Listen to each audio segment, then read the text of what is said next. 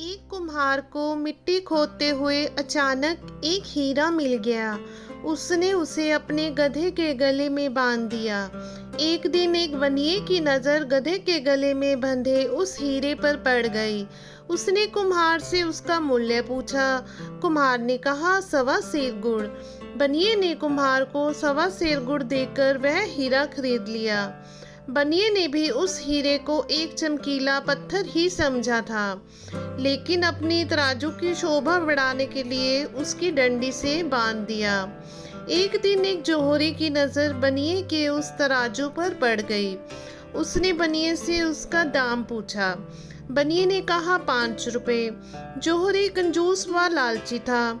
हीरे का मूल्य केवल 5 रुपए सुनकर वह समझ गया कि बनिया इस कीमती हीरे को एक साधारण पत्थर का टुकड़ा समझ रहा है।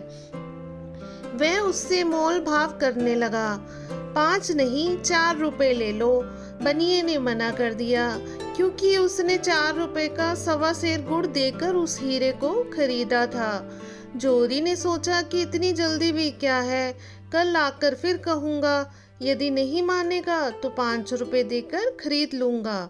संयोग से 2 घंटे बाद एक दूसरा जौहरी कुछ जरूरी सामान खरीदने उसी बनिए की दुकान पर आया। तराजू पर बंधे हीरे को देखकर वह चौंक गया। उसने सामान खरीदने की बजाय उस चमकीले पत्थर का दाम पूछ लिया। बनिए के मुख से 5 रुपए सुनते ही उसने झट जेब से निकालकर उसे 5 रुपए थमाए और हीरा लेकर खुशी खुशी चल पड़ा।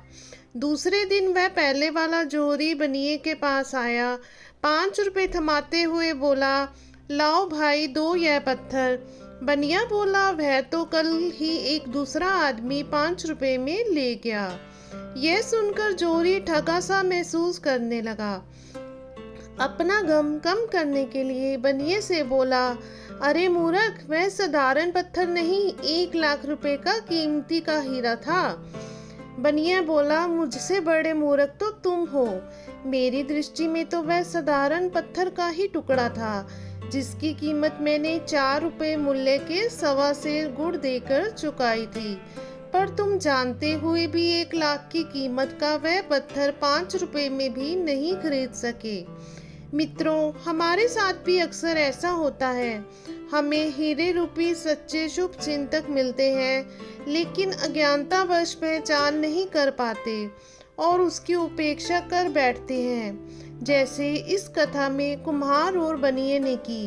और कभी पहचान भी लेते हैं, अपने अहंकार के चलते तुरंत स्वीकार नहीं कर पाते और परिणाम पहले जौहरी की तरह हो जाता है और पश्चाताप के अतिरिक्त कुछ हासिल नहीं हो पाता। तो दोस्तों, आपको हमारी ये छोटी सी कहानी कैसी लगी?